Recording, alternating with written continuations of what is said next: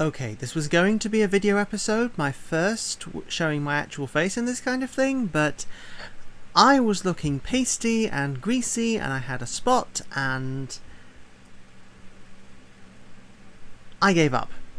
So, here's the standard episode. See ya on the other side. Hopefully, maybe.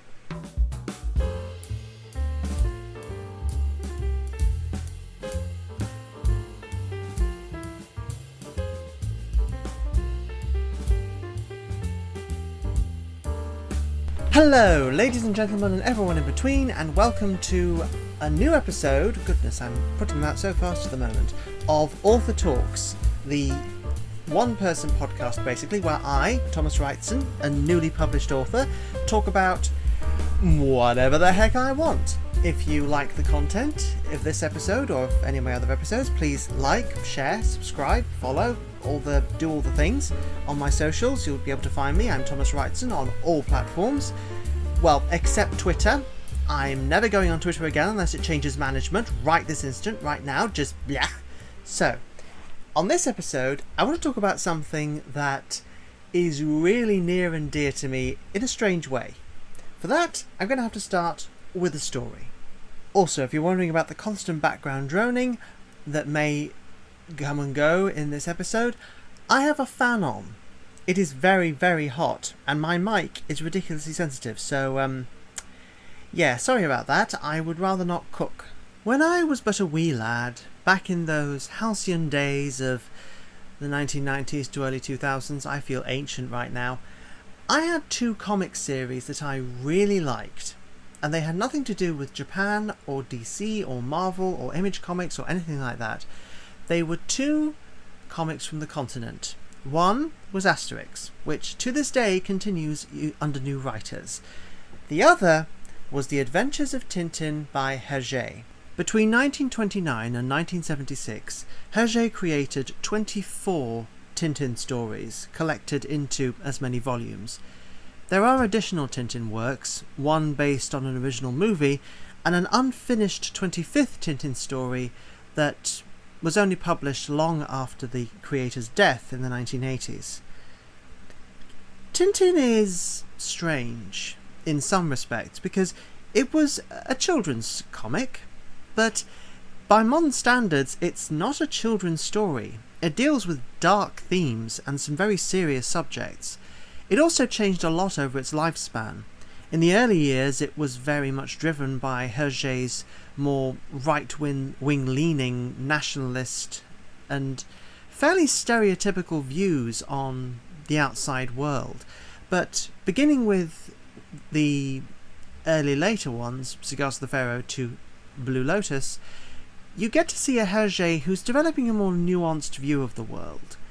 And by his much later stories, and especially his last story, he's developed a very almost pessimistic view of the same kind of nationalist sympathies that he was trumpeting in his early works.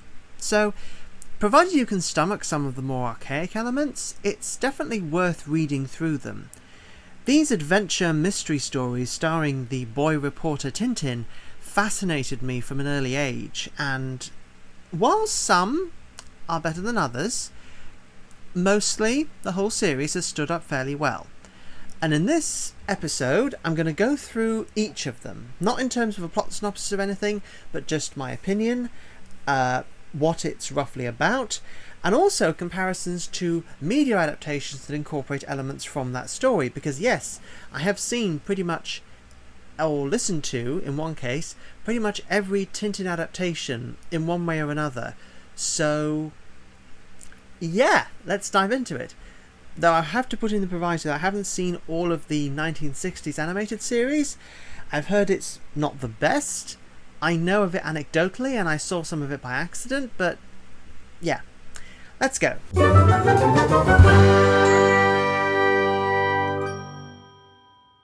First on the Tintin list is the very first one, Tintin in the Land of the Soviets. This first began serialization in 1929, was released in book form in 1930, and was not properly released in English until the 1990s, very late 1990s in fact. This is a story that really shows that this is an author at the beginning of his craft. I mean, I'm pretty sure Herge had written other stuff before this, but yeah, it uses the version I've got here, and I think the version that is just generally available uses the original art style of Tintin, which is black and white, a lot more blocky, a lot more stereotyped. It's interesting, and it's also extremely of its time. Herge wrote this for a paper that was conservative, anti-communist, and there were so many horror stories coming out of Russia at that time, and this just plays into them all. It plays into creating a false notion of prosperity, it plays on faked elections, it features the Ogpu, as it was called, as a central antagonist. It's aged very poorly overall, especially some of the ethnic stereotypes that you will find. If you're not ready for them, you will probably find them very insulting. So yeah, I think this Tintin book is definitely for connoisseurs more than it is for, anything else. But not as much as the next one.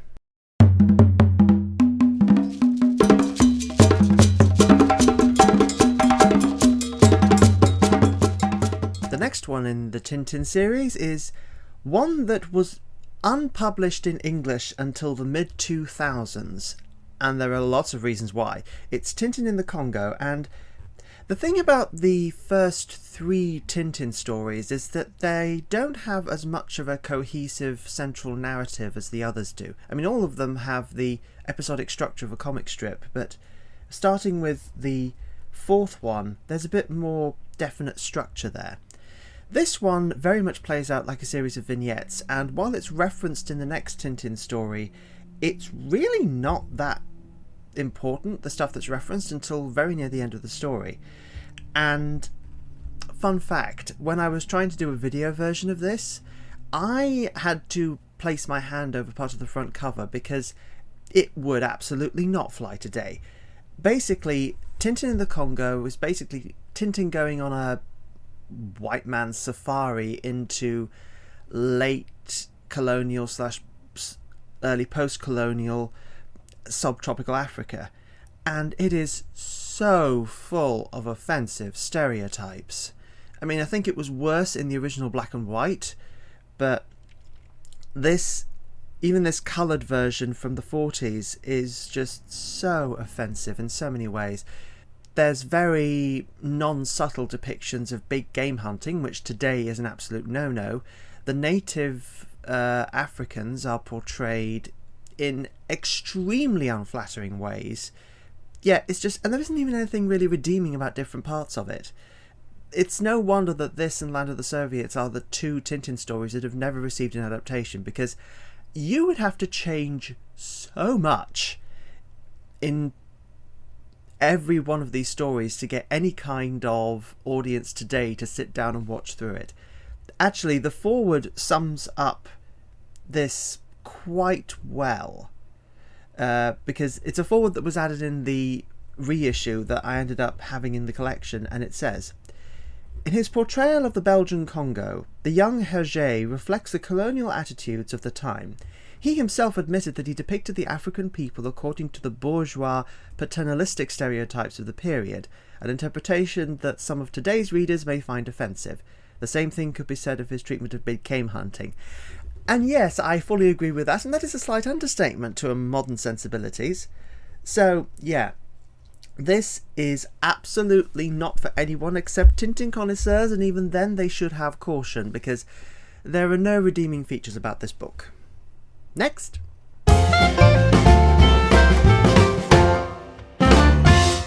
The next, and the final one that has this more episodic, less structured structure, you could say, is Tintin in America. And even though this is still Herge in his pre-political awareness period, it's actually got some redeeming qualities about how some of the stuff is portrayed.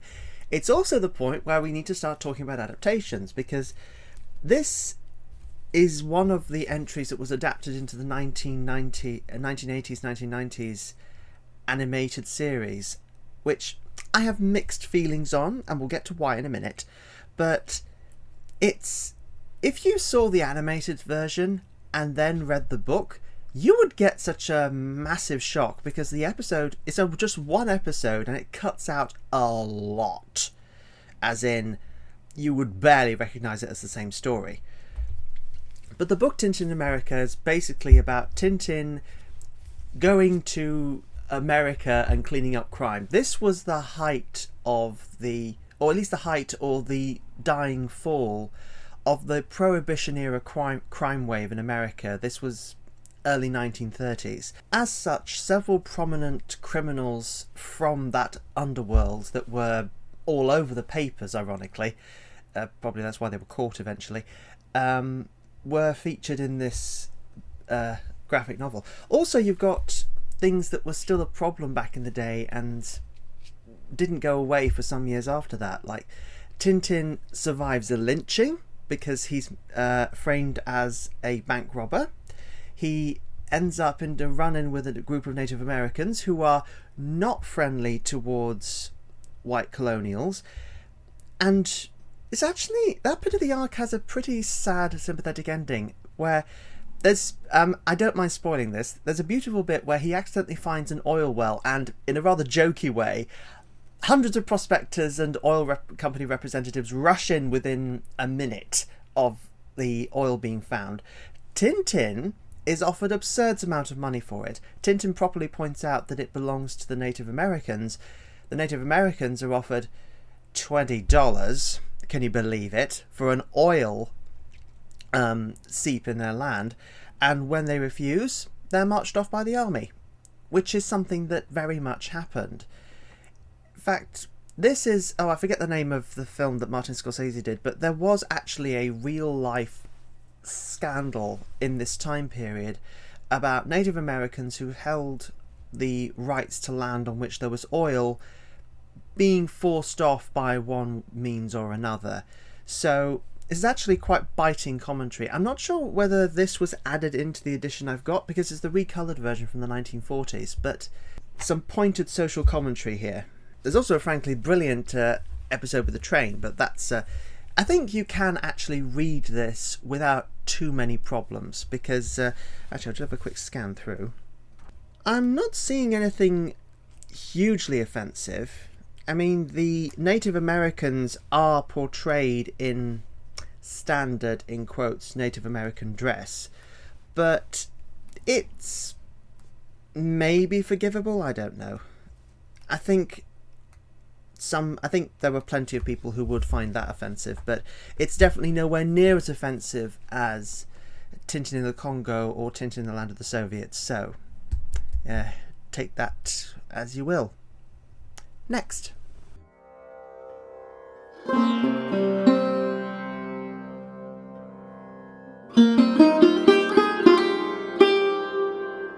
Next is Cigars of the Pharaoh, and this is the Tintin book that I remember really, really, really enjoying. It's actually quite an interesting mystery revolving around a professor looking for an Egyptian tomb, mysterious cigars with a strange emblem on them, and yeah, and it's got an interesting resolution. But, and I really got to point this out, if you're going to find us a version that truly does justice to the story, read the book before looking at the animated version from the 1990s series, because the 1990s series has a habit of ending its episodes with everyone in laughter, which is okay for some stories. But in this story, there is examples of a poison being used to induce what appears to be permanent toxic psychosis.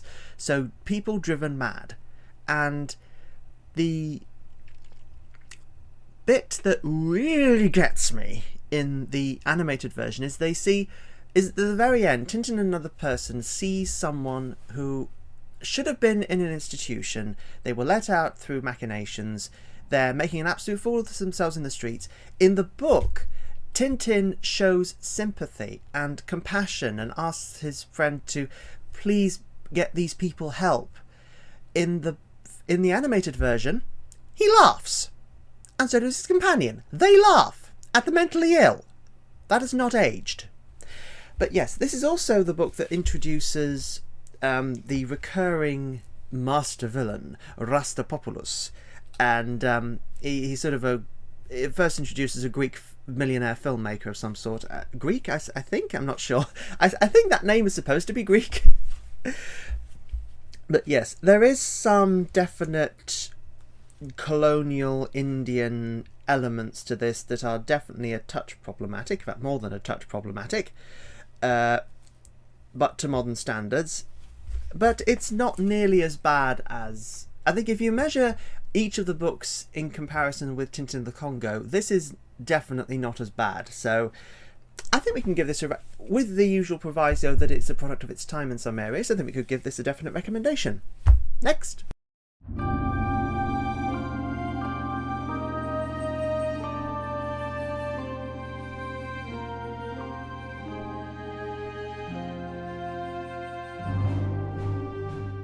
This next book is one that has seen a lot of commentary because it's really seen as the book where Herge really got into his stride of using real-world events and deeper knowledge and understanding of different cultures to tell really compelling stories. It is The Blue Lotus, and I think the best introduction I can give is actually given in the introduction of the version I've got.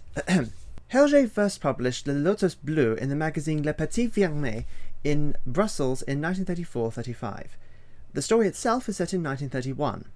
At that time, Japanese troops were occupying parts of the Chinese mainland, and Shanghai, the great seaport at the mouth of the Yangtze-Kiang, possessed an international settlement, a trading base in China for Western nations, administered by the British and Americans. Herge based his narrative freely upon the events of the time, including the blowing up of the South Manchurian Railway, which led to further incursions by Japan into China and ultimately to Japan's resignation from the League of Nations in 1933. And that pretty much sets the tone. It's set against real happenings, real political tensions, and it was also written after Herge had had contact with, I forget his name, I wish I could remember him, but I think it was a Chinese exchange student or similar, and he got an eye into China that was very different from the typical European and American view of the Chinese. So he was writing very sympathetically about the Chinese, which at the time was justifiable. They were a nation being imposed upon by not one, not two, but three colonial powers, America, Britain and Japan. Though I will say that almost in compensation for how sympathetically he treats the Chinese, he is not sympathetic at all, or not understanding at all, to the Japanese, who are portrayed as scheming and villainous and two-faced. You know, it's kind of like how the Chinese were portrayed in media, a lot of media prior to this point. I think I think it's more of a general Asian stereotype that thankfully is not around really anymore, or when it is, it's brought up as a subversion. But yeah, The Blue Lotus, even with that tiny bit of Japanese racism that is particularly poignant to me because I like Japan. I mean, I will admit its problems. It has, oh boy does it have problems, but it's still a country that I like. It feels like a far more mature work, and it also brings a nice resolution to plot points that were started in Cigars of the Pharaoh. So yeah, definite recommendation. It's not just for scholars. If you can look past some of the anti-Japaneseness in it, which is very of its time, Japan was not in the world's good books at that point, then it's actually a very good introduction to what Herge can do and would do. So, next.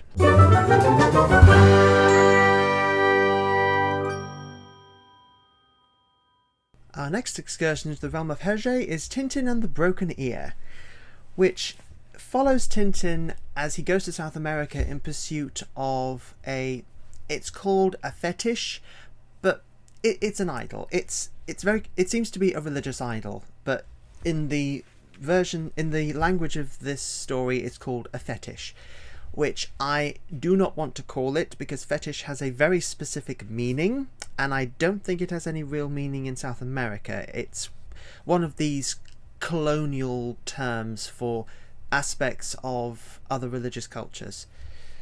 So Broken Ear continues to be one of those things where there's an adventure story with some pretty biting satire and commentary in it. This introduces the South American nation, I forget its name, but it's going through it really takes a pot shot at the amount of revolutions and government changes that were happening in South America for a good chunk of the first half of the 20th century. There were complex reasons behind it, but definitely, yeah, it was a figure of fun to many in Europe.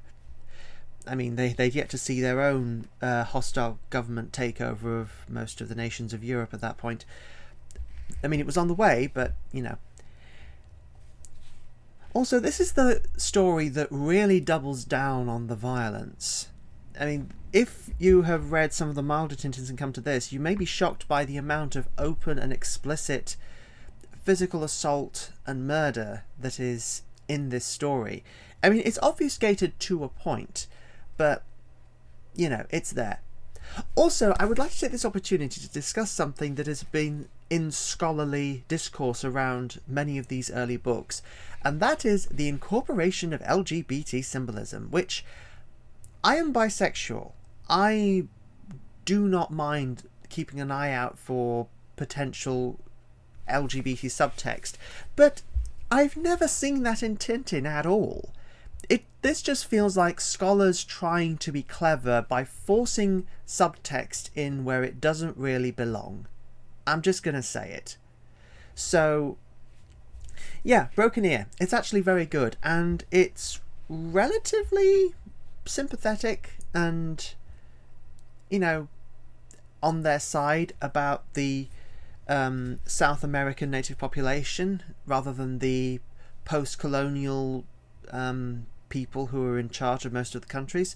There is a interesting white explorer who went native in quotes character, but yeah, it's an okay book, certainly better than the next one we're going to be looking at.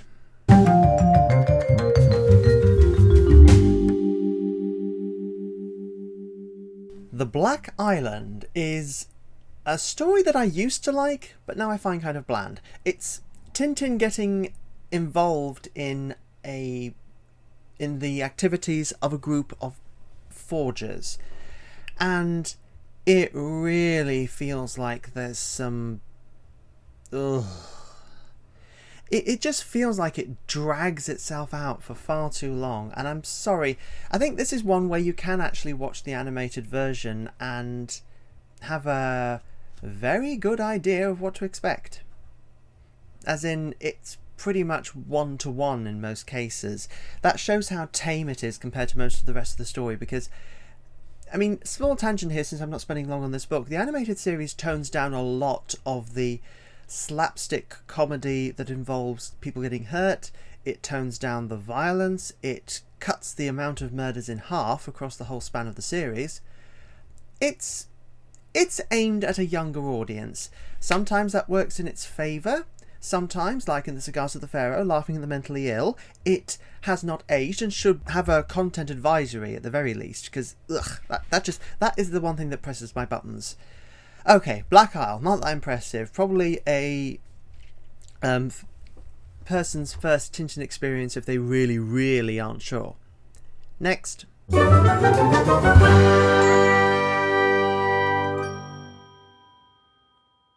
Next in the series is King Ottokar's Scepter, which is a personal favourite of mine. It is this whole wonderful, elaborate story that has Tintin caught in the political and leadership machinations surrounding two neighbouring countries, Sildavia and Bolduria.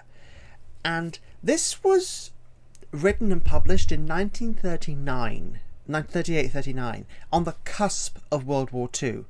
And a lot of the themes and stuff that it talks about are very pertinent to what was going on at the time. Questions of sovereignty, of who should hold what land, and the fact that the crowned heads of Europe that had survived up to this point were having to tread very carefully to keep their thrones, because there was this huge great swath of crowned heads that were abdicated or were forced to abdicate after World War One. So yeah, it's very, very enjoyable. There's a couple of great villains in it, a lovely missing identity plot, and of course the hunt for the scepter is just beautiful and glorious. But it's after this that the Tintin series takes a bit of a turn, because Herge did not leave Europe when the Nazis launched their invasion and occupied France and Belgium. He continued working for the paper, who had a Nazi sympathiser at its head, and he continued writing Tintin stories. This has made him a difficult figure for some over the years, because, I mean, if he was okay continuing to write his stories, was he in sympathy with the Nazi cause? It's a difficult question. He doesn't appear to have been, because Nazi-like figures in his stories do not come to good ends, and even if they don't die, they do not get treated well. That kind of government is lampooned and sent up in so many ways, and lampooning and sending up in Herge is pretty on the nose and cutting. So I think King Ottokar's Scepter, is one of the ideal Tintin stories. So next,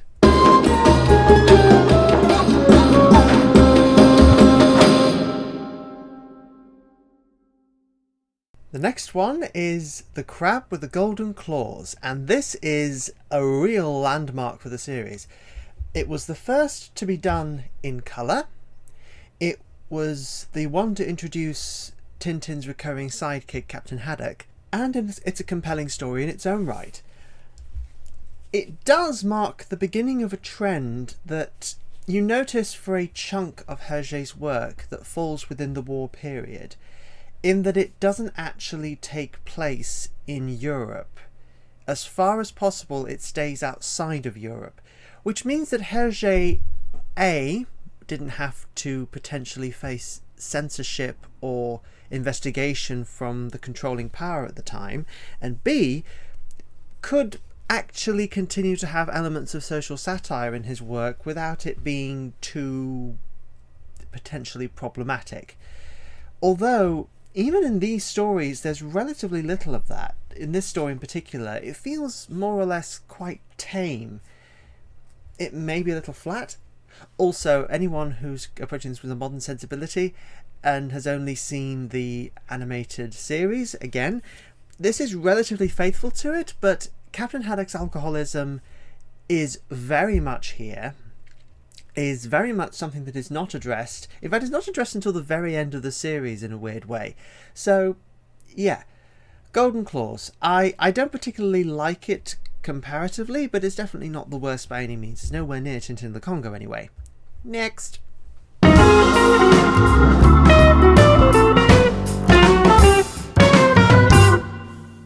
The Shooting Star. This is where Tintin really starts going into some areas that, well, maybe wouldn't be the best of the best. It's science fiction. It is very much science fiction. It's Tintin and a group of professors tracking down a fragment of a meteorite that falls to Earth. Or rather, a fragment of a meteor that falls to Earth and becomes a meteorite, apologies science people, and contains an unknown element. And it's basically one long string of sending up elements of the research and scientific and exploratory establishment. But it's also an interesting Tintin-esque take on the racing to a new discovery, which was becoming very rare at this point in time, because, lest we forget, by the 1930s, most of the world had been discovered. Chunks of it had been very thoroughly explored. There wasn't that much new left to find.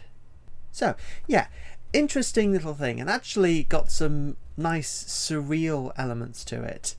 And a very enjoyable, if very quirky finale. So, yeah, definite recommendation. Next!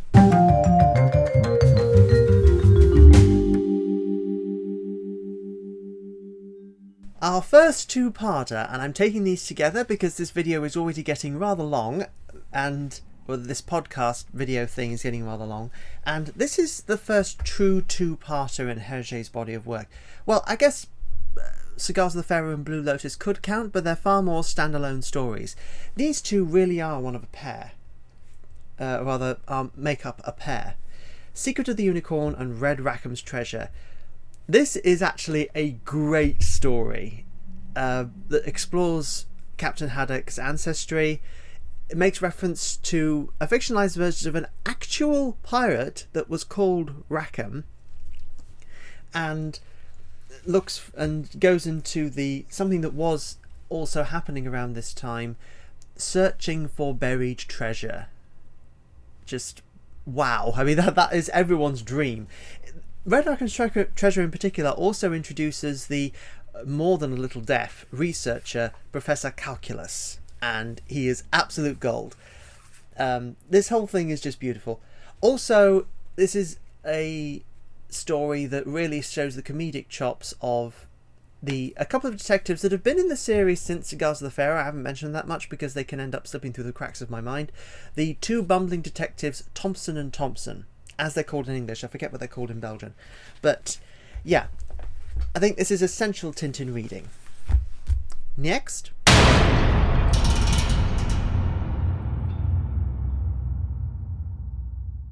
Another two-parter, and probably the best the series has to offer. The Seven Crystal Balls and Prisoners of the Sun. It tells the prolonged story of seven explorer archaeologists plundering an ancient Incan tomb and then falling victim to a mysterious curse. Professor Calculus ends up on the receiving end of a kidnapping by people who appear to still be true Inca, which is not as strange as it might sound if you know about the ethnic demographics of South America, but that kicks off a search for him, and it is such an incredible ride. It's just brilliant. I absolutely thoroughly recommend this. And also Prisoners of the Sun has some really great portrayals of Tintin being sympathetic, compassionate, standing up for the local population more than any colonial descendants or immigrant population from the Western world.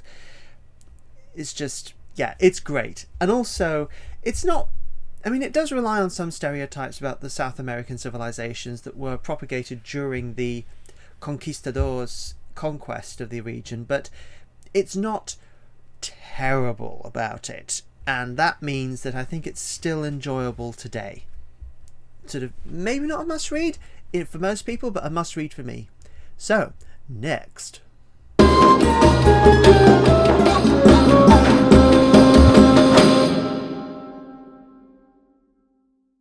Next is one of the more comedic storylines, and maybe not one of my favourites again. It reuses some antagonists from the Black Island, Land of Black Gold. I do actually like the conceit of this story of petrol being contaminated so that it explodes in the vehicle. It leads to some quite comedic moments. But yeah, it's enjoyable. Again, it's very, it's... the fact that I've got so little to say about it is somewhat telling, and apologies, but it's an enjoyable Tintin book, and that's about all I can say. Next.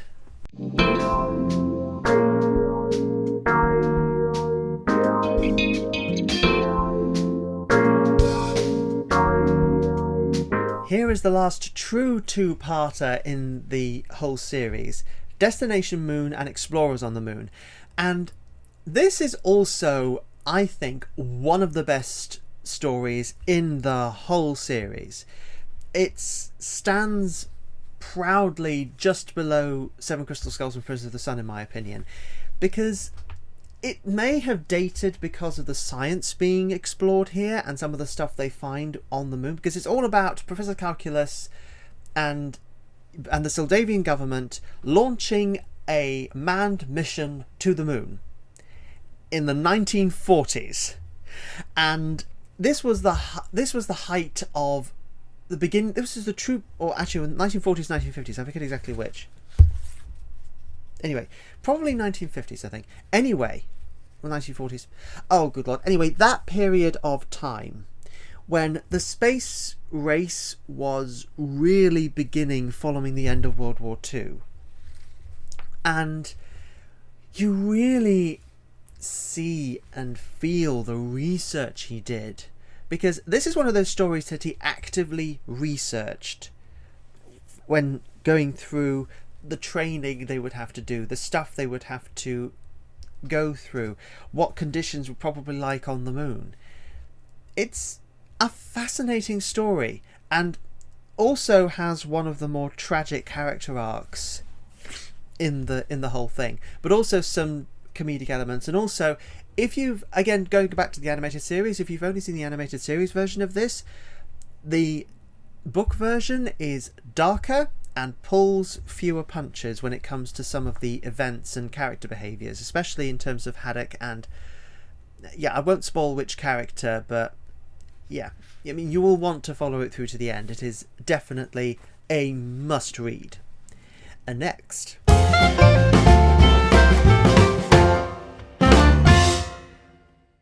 The Calculus Affair is when we get back into the more pre-war open espionage government send-up kind of thing. Calculus has invented a strange machine that is able to shatter glass and could potentially be used to shatter whole buildings. And so he is kidnapped alternately by the Bordurian and Sildavian government, which leads to all kinds of shenanigans as Tintin and Haddock try to get him back. It's basically a prolonged chase after Calculus through so many different situations. It's a fun ride, and I think worth going through. I think it's considered one of the stronger ones. I really liked this when I was younger, and I still have a soft spot for it, but not as much as the two-parters that I have mentioned. So yeah, next.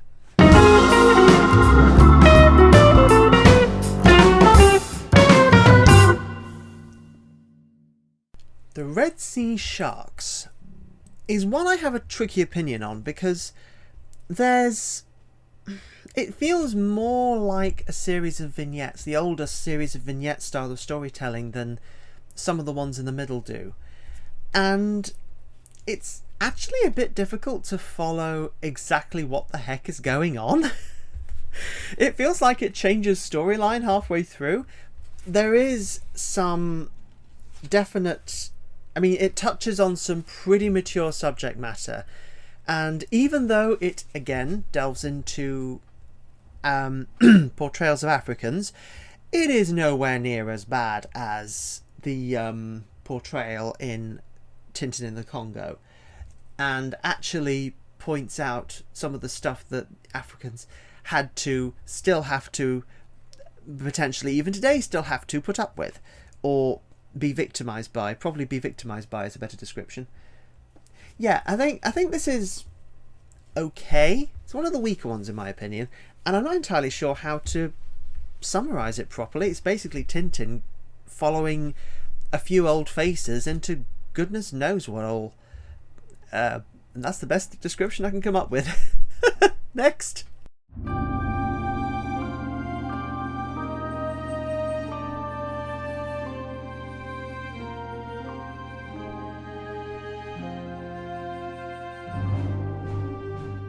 Tintin in Tibet. This is the next one in the series, and it's quite heartrending in many ways. Tintin's friend from his escapade in the Blue Lotus, Chang, is presumed killed in an aeroplane crash, and Tintin has a strange dream/vision of Chang calling for help and becomes determined to find him, even though the odds against his survival were next to nothing. And yeah, it's a harrowing story because it's about Tintin's obsession with finding out what happened to Chang, whether he's alive or not, although he is absolutely certain that he is. And there's a slight bit of an unsettling horror-esque vibe with the appearance of the abominable snowman, which is the one aspect of this story I don't actually like, because anyone who knows the true full story around the Yeti, it's basically a Western misinterpretation that conflates what may just be a Tibetan word for bear in a rocky place, which could just mean mountain bear or big furry thing, and a recurring third humanoid thing myth that occurs in that area of the world that could also be a mythic interpretation of bears. So the humanoid, human-like creature here is very of its time. And also, this was written at a time when Yeti sightings in the Himalayan region were sort of at an all-time high. I mean, there was that famous, probably faked photograph of a Yeti footprint. I mean, it looks terribly fake to a modern eye, just because we've grown a lot more suspicious of photos with things like Facetune. But yeah, it's a very somber but also very good story, and if you can get past the Yeti thing, definitely worth a read. In fact, one of the Tintins that's a must read if possible. Next.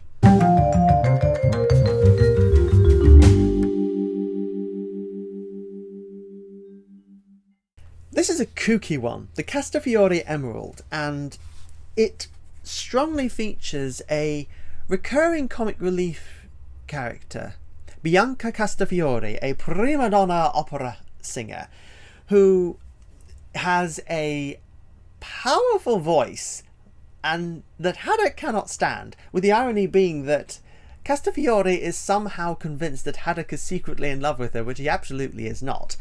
And Castafiore Emerald, after, well, basically to get away from the press, Castafiore comes to Haddock's home, which at this point is a seat in the country, Marlin Spike Hall, due to stuff that happened in the Red Rackham saga. And he is incapacitated with a sprained or broken, I forget which, ankle, and he can't get away from her. And the whole book is just a series of comic shenanigans that culminate in the actual theft of a priceless emerald that she has. And this book has a pretty serious element to it, because they're called by their old word that begins with a G, but there's a Romani group that Haddock allows to camp on his land. And they're subject to so much prejudice from the local population, but Haddock and Tintin are the ones that leap to their defence when they are the ones who are most obviously, blamed for small disappearances that happened, and then for the disappearance of the emerald. It's a lovely piece of justification for sending up the powers that be, the authorities of the law, that have absolutely no idea what's actually going on and jump to all kinds of ridiculous conclusions. It's also sending up the country house mystery during its last third or so after the emerald's theft. But on the whole, it's a very comedic story, and actually quite a good one for that. So yeah, definitely recommend. The next one might be a bit difficult to recommend, but here we go. Next.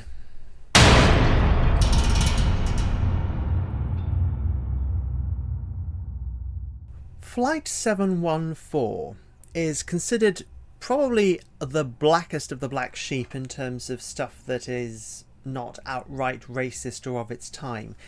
It basically has Tintin and Haddock and Calculus ending up on the flight of an extremely eccentric millionaire or billionaire, I forget which, and ending up in the hands of Rastapopoulos. Rastapopoulos has sort of popped up sporadically through the series up to this point, but this is where he gets his final crowning appearance almost. And they're forced to land on a mysterious island, and that island has more secrets than you might think. It's definitely a story that leans into the fantastic, into science fiction, and I think it's okay for a casual read, but it really sticks out like a sore thumb among the rest of the Tintin canon, which, outside of Shooting Star and some of the more mystical elements that are present in stories like Seven Crystal Balls and Tintin in Tibet, goes into some pretty out there territory. You can see where Herge is getting his inspiration from, but you can also see that Herge may be running out of steam for the series because, you know. Next.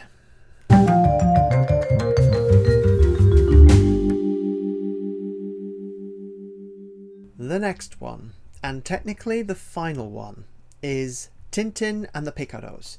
This was the last Tintin book that Herge completed during his life, and it's quite a somber story because in it, Tintin is wary of going to a particular South American country that an old friend of his that he met in Broken Ear, and is a revolutionary leader, former head of the government, General Alcazar, and he's got a suspicion that Alcazar and his rival Tapioca are dragging him into this.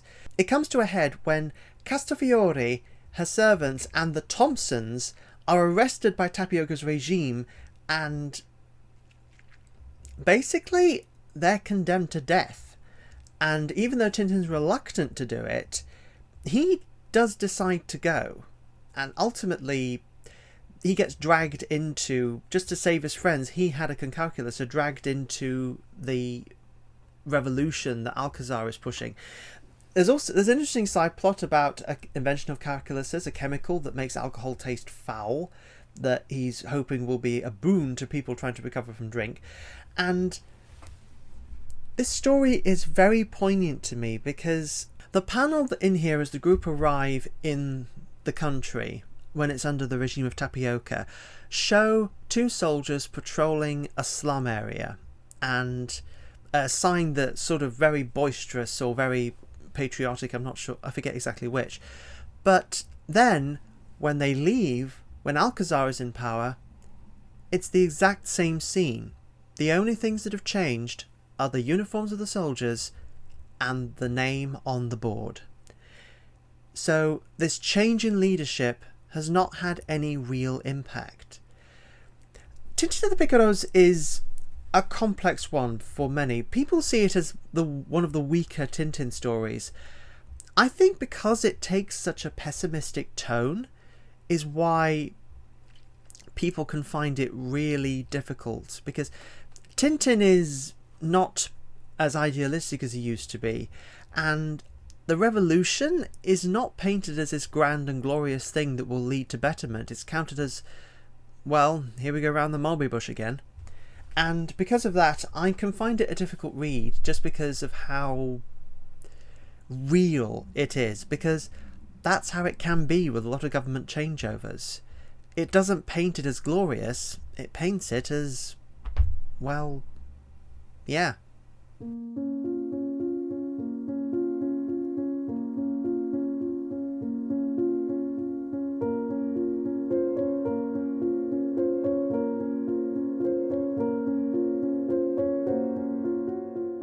There are two more books to talk about that technically aren't part of the true Tintin canon. One of them is a book that Herge was working on before his health took a severe turn for the worse, Tintin and Ep5, and it is unfinished. The last panel shows Tintin being led off to apparently certain death, and we don't know what happens after that. There are no notes that show what was going to be done next.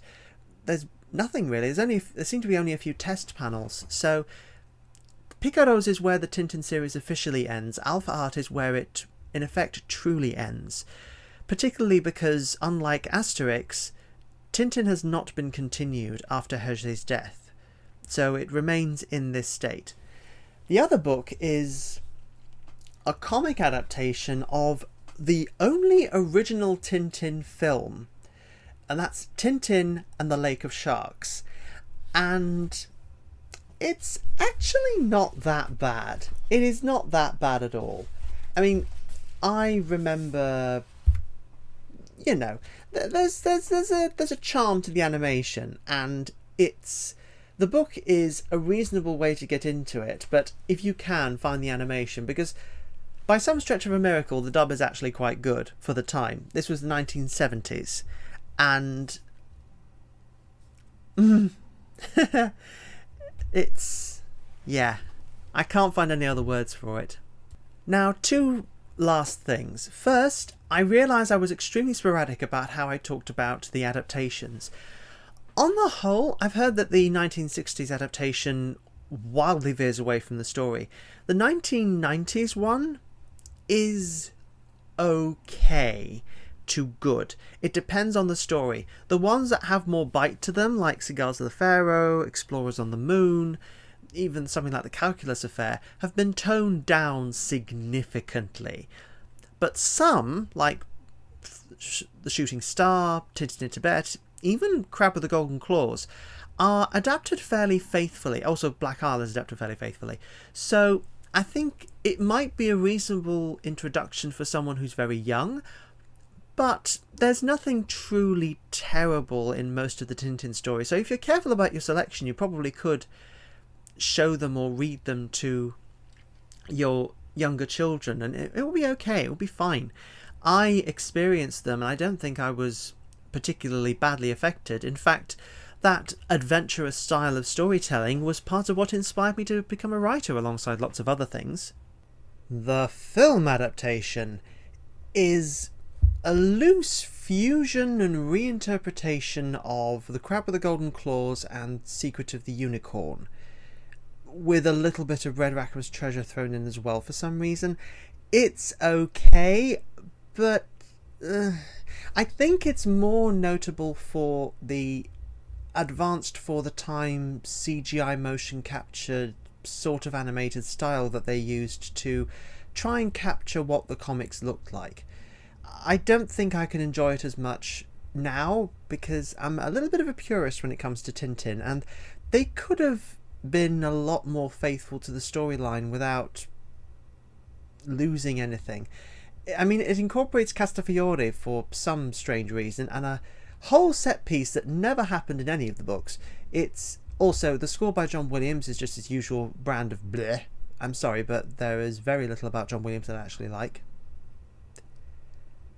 A different adaptation of Tintin, and one that I actually really enjoy, is a BBC radio series from the early 1990s. It's 2 series long, it's rather difficult to find these days, and it covers multiple storylines and an hour-long special that covers the Castafiore Emerald that sadly has not seen a commercial release. It's very, very good, and it condenses the story without taming it or toning it down that much. So the adaptation of Destination Moon, Explorers on the Moon, it cuts out a couple of characters, but the ones it keeps in with all the bells and whistles. Similar with Seven Crystal Balls, Cigars of the Pharaoh, there is some creative liberty with some of the characters, but it's not egregious. It's a lovely way. I think I can give that adaptation a proper thumbs up. Also, it helps that it's radio, so your mind can interpolate a lot of the stuff that happens. But then it also means that the performances are actually quite good. The performances are actually quite good. That was my very rambling way of saying, good adaptation, go find. It's not complete, but hey ho, you can't have everything. What about Herge today? In this increasingly sensitive, culturally diverse period, is there still a place for Herge, whose work often leaned into stereotypes, whose very early work is outright racist? Well, I think that sentiment is best summed up by Vietnamese-American author Viet Thanh Nguyen, who said that even with all the stuff in it, he remembered Herge far better than he remembered any of the more politically correct and sensitive children's stories that he read in his youth. And I think that's true, and why Herge continues to be popular, why particularly the adventures of Tintin continue to endure. Herge wrote many other works, but it's Tintin that remains in the popular imagination. Tintin was well written, it was intriguing, it was exciting, and in many cases politically and socially nuanced, much more than other mainstream fiction of the time. And with that oh-so-smooth transition from a clip I recorded earlier when the outside world was slowly melting and I had to have the fan on at full blast, to this one where the world is instead trying to blow away. Maybe you can hear a vague background noise of the gale outside. Maybe you not. Maybe you can't. It doesn't really matter. But anyway, if you've made it to the end of this absolute beast of an episode, thank you for putting up with one author rambling far too much about a series that is now approaching 50 years old at its latest, and getting well on for approaching 100 years old at its earliest. I mean, I'm quite sure there'll be some kind of big celebration when Tintin reaches his centenary in 2029, but who knows, maybe it'll just pass on by. At any rate, I think with the exceptions that I've pointed out in my prolonged review, the series is still well worth experiencing. It may be old, but it still has its bite. Ladies and gentlemen, everyone in between, thank you for listening, for being patient, for being understanding, for being whatever else. I will see you next time, or hear you next time. So, yeah, bye!